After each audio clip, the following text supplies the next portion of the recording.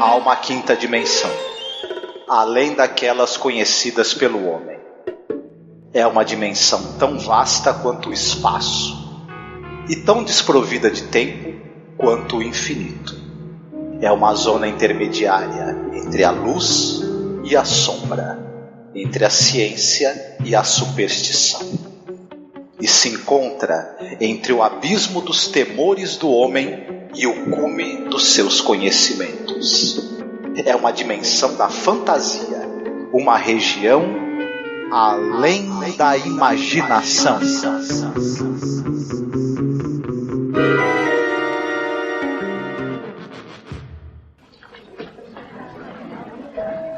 Miss White, this is our manager, Mr. Sloan. Perhaps I can help you, Miss White. Perhaps you can. This thimble, it's dented and scratched. Oh, it most assuredly is. Now, why don't you take it back to the gift department and... Mr. Sloan, I just explained to Mr. Armbruster here I did not purchase this in the gift department. I was taken up to the 9th floor. That's what makes it so difficult to understand. You see, we don't have a 9th floor. I was taken to the 9th floor. I was waited on by a very odd woman. I paid cash. Your receipt? My receipt? I didn't get a receipt, but I paid cash.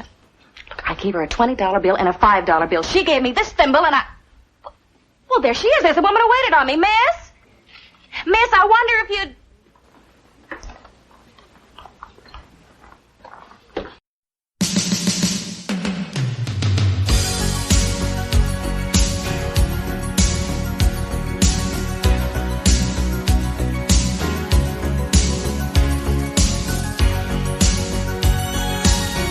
Olá, ouvinte, seja bem-vindo à nossa Zona do Crepúsculo. Eu sou a Angélica. Eu sou o Marcos.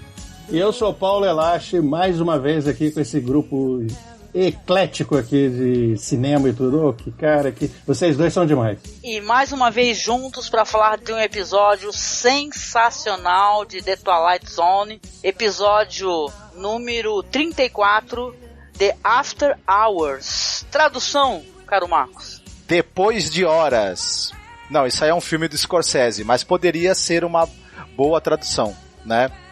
É algo tipo após o horário, né? Uma coisa assim. Esse episódio é um episódio dirigido pelo fantástico Douglas Hayes, roteiro do Rod Serling, com a Anne Francis, a Elizabeth Allen. Tem mais um elenco aqui interessante também que a gente vai mencionar durante a nossa exposição do episódio. Olha, Paulo, esse episódio aqui, ele é sem nenhuma brincadeira, seria um top 5 meu tranquilamente de The Twilight Zone, viu? Você escolheu muito bem esse episódio, meu amigo. Muito legal, né? É, muito legal. Primeiro que a atriz, ela é sensacional, cara. Ela é sensacional. Inclusive, ela tá em mais um episódio mais à frente do The Twilight Zone, e ela participou também do Planeta Proibido, né? Essa atriz. Sim, sim. Já é falecida, né? Faleceu acho que em 2011, se eu não me engano. Acho que foi isso, 2011. Mas caramba, ela é maravilhosa. O episódio todo, ele é muito legal, assim. Eu, sinceramente, eu vou me rasgar de elogios a esse episódio, cara. Esse tipo de história é aquilo que a gente comentou já em outros programas, né? Que leva aquela ideia do onde eu estou, aquela situação bem... Estou perto do limite, além da imaginação mesmo. Porque algumas histórias parecem mais fantasia, né? São mais voltadas para terror até. Ou então histórias de advertência. Essa daí não é uma história de advertência. Entendeu? Não é aquela que chega, se você fizer isso, vai acontecer isso, né? Não sei se você lembra daquele episódio lá que nós gravamos do Imortal lá, o Jameson, né? Então, aquela é uma história de advertência. Aquela avisa, um cara que fica escroto assim porque viveu muito tempo, ele não tem jeito, né? Bababá, aquele negócio. E eu falei isso porque eu espero que você lance ele antes desse aqui. Não tenho dúvida que vou lançar sim. Realmente, esse episódio também é um dos que eu mais gosto da série. Esses episódios que eles caem mais pro clima do suspense, do fantástico, com alguns elementos de terror. Esse episódio tem elementos, apesar dele de não ser exatamente um episódio pesado, mas ele, pra mim, tem elementos claros também de terror, são os que mais me agradam. Eu gosto muito dos episódios que tem protagonistas femininas também. Estão entre os meus preferidos, assim. Então eu gosto bastante desse episódio. Legal, então. Então a gente realmente já falou algumas coisinhas sobre essa atriz maravilhosa aí, que ela também é do Planeta Proibido, eu não sabia, né? Ela é muitíssimo talentosa, ela é muito bem creditada aí no IMDB, né? Tem uma longa linha de crédito do IMDB. E, cara, é impressionante, assim. Pra mim é um episódio que tem realmente um plot twist muito bom, muito interessante. E algumas curiosidades referentes, de repente, a maquiagem e tal. Algumas coisas que a gente pode falar mais à frente. Nós temos, então, a seguinte história.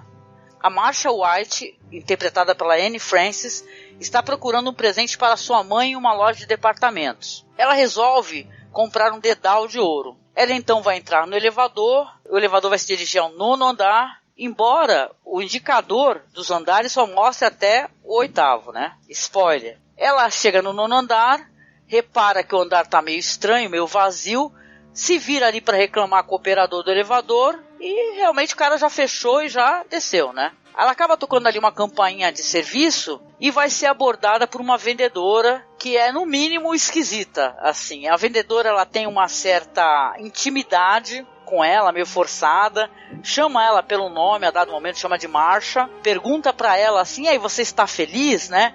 Aí a Anne é ótima, né, essa atriz, que ela pega, isso não é da sua conta, né, algo assim, né? Não é da sua conta, ela se sente muito incomodada ali com essa certa intimidade forçada ali da vendedora, né? Aí ela fala ali, eu vim comprar aqui um dedal de ouro e curiosamente nesse andar cheio de balcões vai ter exatamente o único produto que ela quer comprar, é apenas um, que é esse dedal de ouro. Aí ela compra, tá meio irritada já inclusive com o comportamento da vendedora e fala assim, olha, eu vou pagar aí, sei lá, $25, não sei quanto, pega aí.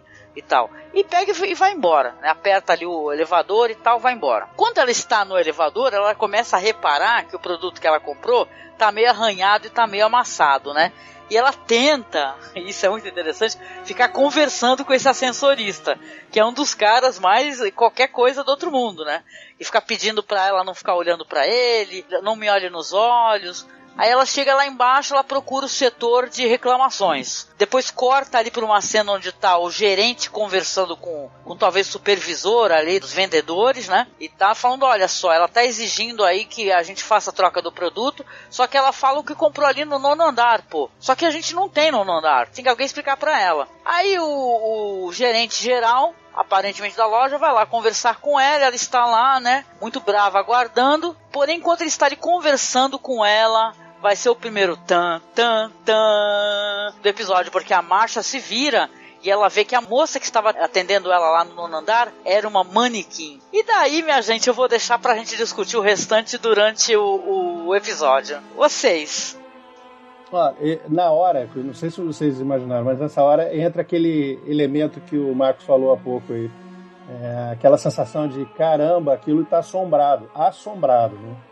Essa ideia, né?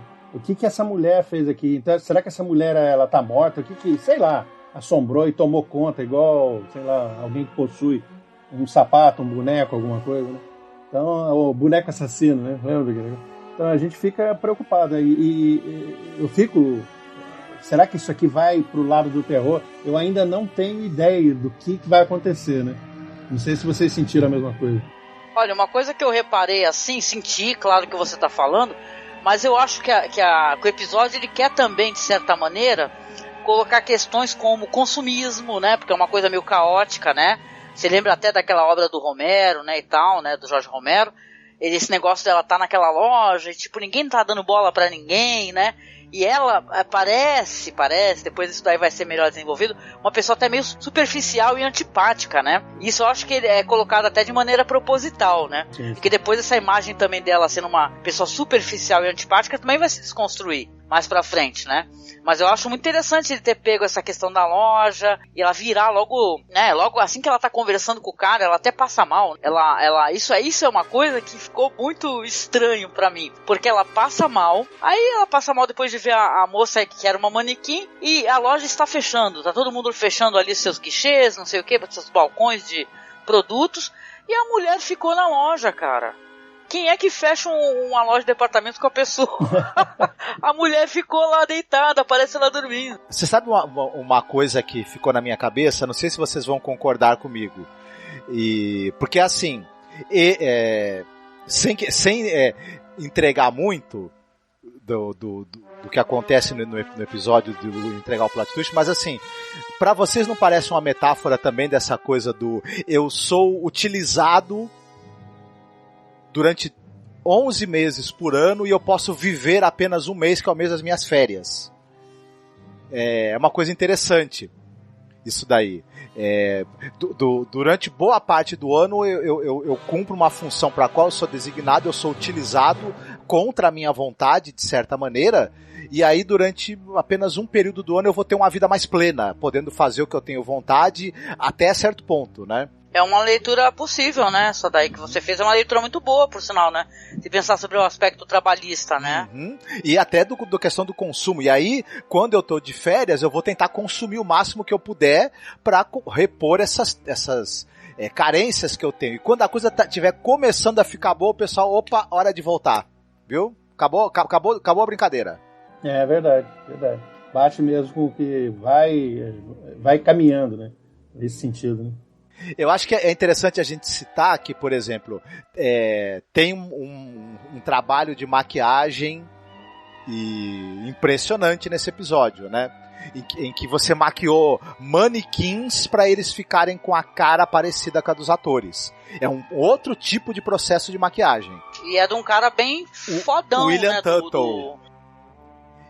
Ele, praticamente todos os episódios da série, principalmente na primeira temporada, que precisaram de trabalho de maquiagem, e você tem, ao longo da série da Além da Imaginação, alguns episódios, como As Máscaras, para citar só esse, mas você tem vários episódios onde o trabalho de maquiagem é absolutamente impressionante. Até a gente já comentou do episódio da vida a longa vida de Walter Jameson, que também tem um trabalho de maquiagem impressionante.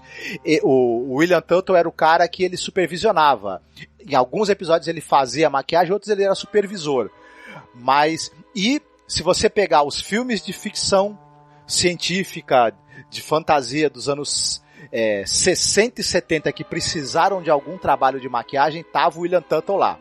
Então esse cara, ele é um grande nome, tanto da TV quanto do cinema. O departamento assim de maquiagem é um cara muito, muito interessante de se conhecer o trabalho dele, inclusive fora da série Além da Imaginação. O episódio tem algumas coisas que eu queria destacar, gente, porque são de uma excelência, né? Para começar, a direção do Douglas Reis, né? Que é excepcional para o episódio. O episódio tem, não somente esse, como outros episódios de The Twilight Zone, algumas questões assim que elas vão se mostrando. Tem um momento que ela tá procurando, né, ela tá na loja sozinha, desesperada, né? Quando ela acorda sozinha, ela começa a escutar o nome dela sendo chamada, né?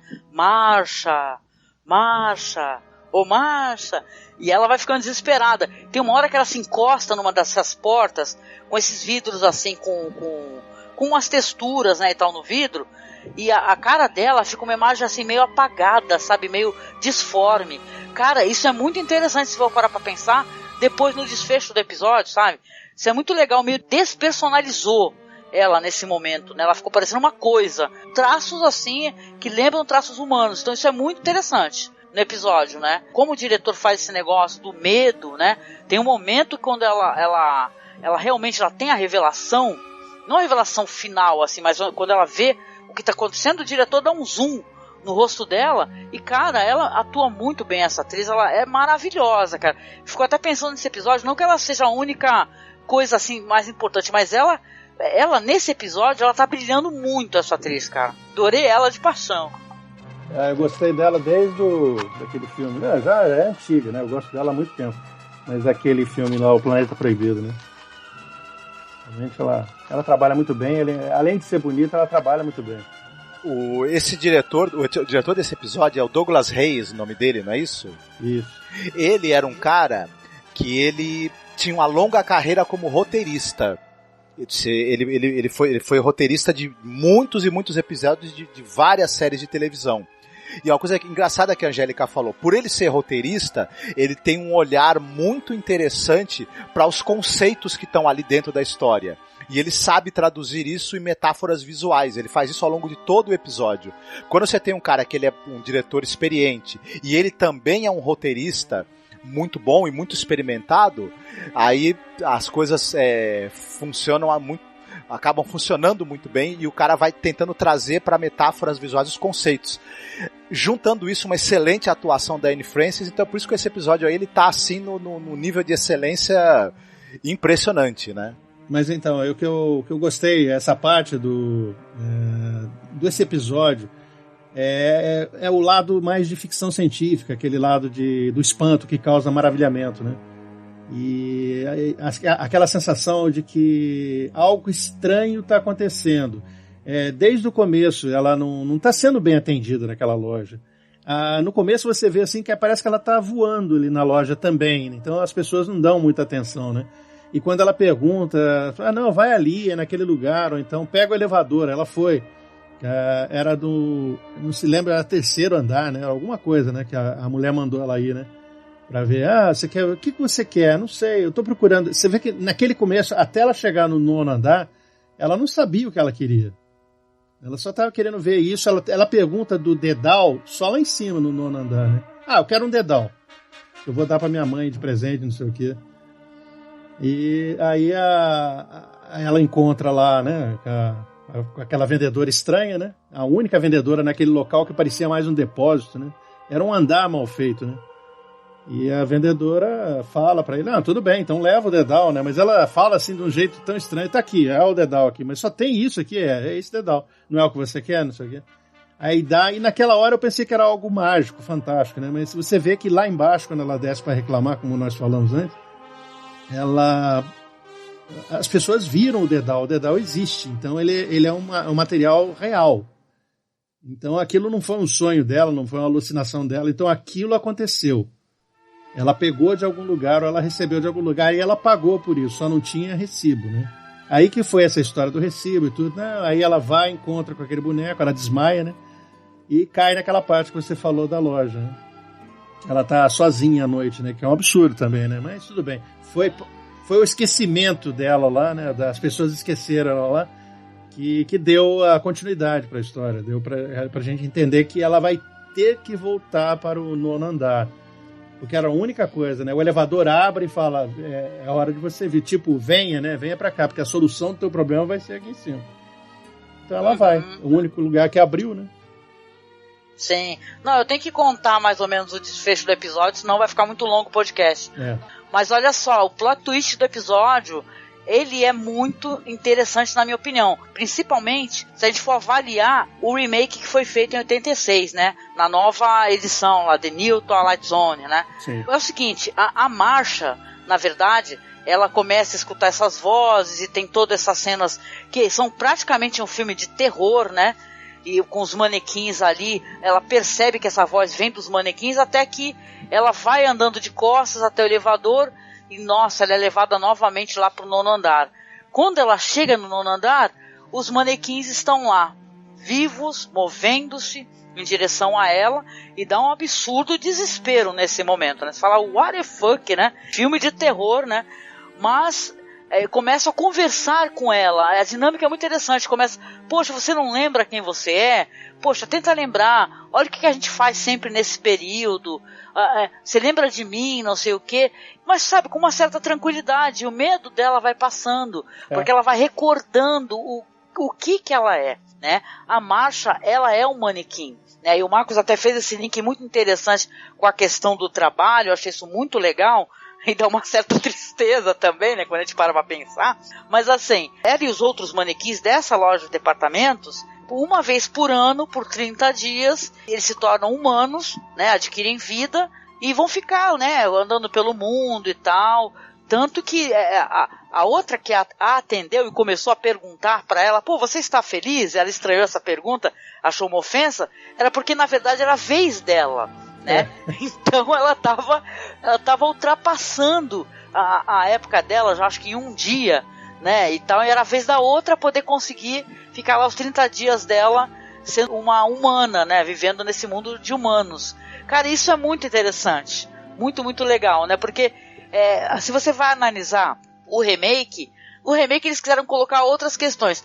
Já começando que, na minha opinião, estava dando uma olhada, e ele envelheceu muito mal, tem aquelas caras mesmo de... É isso que é engraçado, né? Você vê uma série de 60, antiga pra caramba, que ela é moderna, o jeito como o cara filma é maravilhoso, e depois em 86, a outra versão é uma versão feia, né? Inclusive visualmente, né? Com cara daquelas séries pra TV, saca? Não é HBO que nem hoje em dia, é uma coisa tosca mesmo, assim, dos anos 80, assim, que não tem lá muita imaginação em questão de câmera e tal. Então, e eles fizeram nesse remake, eles também fizeram uma questão de, ela não quer mais se tornar manequim, ela quer permanecer humana e tal. A Marcia não. A Marcia, ela resiste no começo e tal, ela tem esse negócio de não lembrar, e depois ela fala, é verdade, sim. Aí se aproxima aquele outro manequim que tá vestido com uma roupa de alguém que tá indo, sei lá, navegar, né? Aquela roupa lá. Tipo marinheiro, vai sair de férias. Isso, né? De gente que tem lancha, normalmente, sei lá, né? Aí eu converso, e aí, você gostou? Foi bom? Aí ela fala, sim, eu gostei, né? E já vai adquirindo já aquela posição de manequim. Cara, esse é um final muito, muito legal, cara, pra ser. É um plot twist muito interessante. E eu sou louca mesmo pra poder... Porque tem até novelização disso daí, né? O Rod Serling fez sucesso absurdo com esse episódio aí. Fez muito sucesso. É um final do tipo... você tá querendo entrar em greve, ô Marcia? Porque o resto tá querendo sair de férias aqui também. Eu falei, nossa, é mesmo, não sei o quê. Aí ela cai naquele lance do... Acabou seu tempo, que o Marcos até falou, né? Acabou seu tempo de trabalho, seu tempo de férias. Volta pra trabalhar, né? Agora, mais um ano pela frente aí, né? Sim. Não, e tem uma outra coisa que o Marcos falou, que pelo que eu tava dando uma olhada por aí, Marcos, é assim, que quando ela se torna manequim, você vai ficar impressionado realmente com a aparência idêntica, né? É claro que tem algum outro manequim que eu acredito que eles tenham, que o cara ele tenha feito ali um trabalho, pintou, né? Mas no caso do manequim dela, foi feito ali uma espécie de é chamado de máscara da morte, né? Quando você aplica, uma né, máscara... Assim, um molde. Isso, é feito um molde e tá idêntico a ela, né? Tem até fotos aí, se procurar na internet, tem várias fotos do cara com ela e o manequim do lado é muito parecido. Muito mesmo. Eu cheguei a ver um cara fazendo quando a gente estava trabalhando no museu de pesca e usa-se um produto que é usado para fazer molde de dente, que os protéticos usam. E aí você faz o molde do rosto da pessoa. E aí depois você faz essa espécie de máscara que você pode utilizá-la de N maneiras. A gente vê uma utilização dela muito interessante nesse episódio. Tem um negócio também nessa história que também pra mim é meio assim, você quer negar a sua natureza, mas o seu inconsciente ele vai te pregando peças e fazendo você se reaproximar dela, né? Mesmo contra a sua vontade. Na verdade é você mesmo que tá deixando as pistas pra você resolver esse mistério de quem você realmente é, né? Mas é uma verdade que você não quer ver, mas que você mesmo acaba revelando. Interessante. Muito interessante mesmo. E outra coisa, só que a gente tá falando de férias aí, né? Vai ficar difícil pro pessoal sair de férias, porque tem 13 manequins lá no... Não dá pra... para todo mundo sair, né? Durante um ano, pelo menos. Vai ficar passando. Um deles é folguista, ele fica cobrindo as férias dos outros. Não, o lance é assim, né? Quando você para pra pensar, é o tal negócio. Enquanto o manequim tá lá sendo manequim, tomara que não aconteça nada com ele, então, né? E se acontecer, não vai ter férias, né? Então é triste. Aí acho que é o lado meio mágico, eles dão um jeito de sumir da cara, por isso que não existe o nono andar, né? Quem chega lá é só manequim, né? Pois é. E aí, gente, no rol das recomendações, o que a gente tem pra recomendar de bom aí, Paulo? Tem alguma coisa relacionada que te recorda? Alguma outra obra? Tem, eu só espero que vocês não deem risada, né? Porque é aquele filme Manequim, de 87, vocês lembram? Anos 80, esse daí eu assisti no VHS, pô. Então, mó divertido. Kim Cattrall era... Lembra? Daquela do... A Kim Cattrall, isso mesmo. Ela era o manequim. Cara, é um filme que é divertido, vale uma revisão, viu? Quem não assistiu ainda, procure que você acha que você vai ter uma Esse daí eu acho que se for fazer revisão, ferrou, rapaz. Não, ele é altamente problemático. Melhor guardar na tua cabeça. Não, ele é altamente problemático, mas... Ele é divertido, mas eu lembro que ele é meio galhofa, né? Mas a premissa dele ia ser essa também, né? Aliás, pode contar como é que é, Paulo, mais ou menos. Tu lembra como é que é? Porque eu lembro. Você lembra? Não, eu preciso rever agora. Eu sei que é um rapaz que ele faz um manequim, né? Aí ele se apaixona. Não, ela é uma princesa, uma parada assim, egípcia, sei lá. Olha, gente, tô falando de cabeça e eu posso estar falando uma parte de bobagem. Mas ela se torna uma manequim por causa de uma magia e tal, um negócio assim. E aí ela vai parar depois, ela tem lá uma longa trajetória lá e tal, vai parar nessa loja e de vez em quando ela se torna essa mulher maravilhosa que é a Kim Cattrall, né? E ele vai se aproximar dela.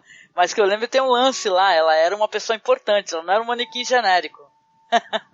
Eu pensei que ele tinha criado o manequim.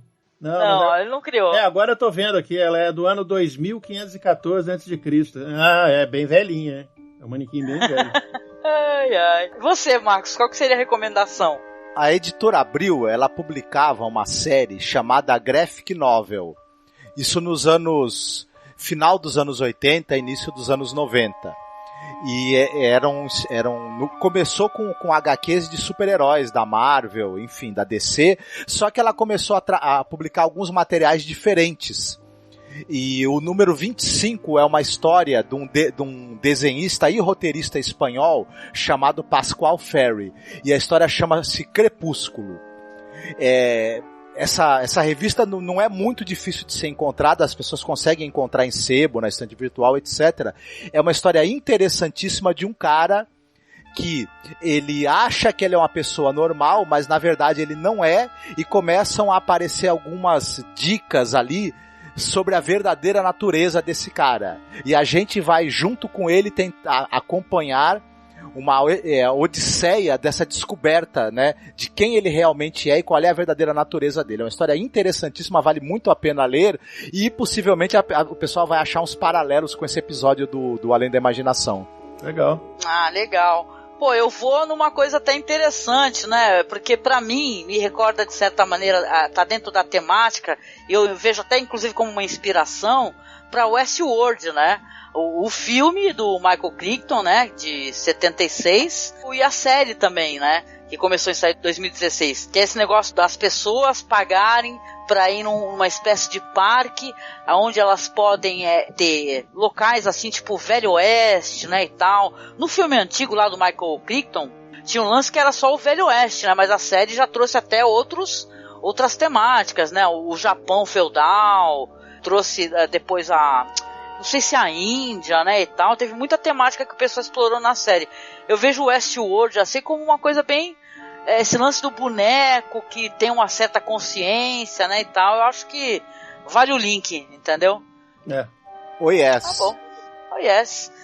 E chegando aqui ao final do nosso podcast, agradecendo ao nosso amigo Paulo Elache por mais essa maravilhosa recomendação, né, já que foi o Paulo que inclusive selecionou esses 2 episódios pra gente gravar. E aí, Paulo, você gostaria de deixar uma mensagem, falar onde que o pessoal encontra o projeto? Olha, o meu projeto como eu já falei as outras vezes, ele pode ser encontrado no Leitor Cabuloso, no Cabuloso Cast, em vários programas que nós fizemos, né? Porque o meu site original, o podcast, está congelado, parado, como a marcha. Mas vai voltar à vida, não sei quando. Daqui a 1 ano, 30 dias. 1 ano. 1 ano, por 30 dias vocês terão um programa. Poxa, mas legal. Recomendo, gente, vocês conhecerem o trabalho do Paulo, que é um trabalho interessante de ficção especulativa, né, Paulo? Né? Um trabalho voltado para isso, né? Fantasia, terror, né? Isso, ficção científica também. Ah, muito bom, muito bom. E, Marcos, chegamos ao final do nosso podcast. Você teria alguma coisa para dizer ao nosso ouvinte querido? Aproveitem bem as férias de vocês, né? Aquele período do ano em que vocês podem frequentar lojas, comprar coisas e passear livremente por aí durante o dia todo. E também tratem bem os manequins, né? Porque nunca se sabe se você qualquer hora não vai descobrir que é um, né? É verdade. Eu só tenho uma coisa a cantar. Manequim, seu sorriso é um colar de marfim. Beijo, tchau e até o próximo podcast. Tchau, um abraço, gente. Fiquem bem, se cuidem.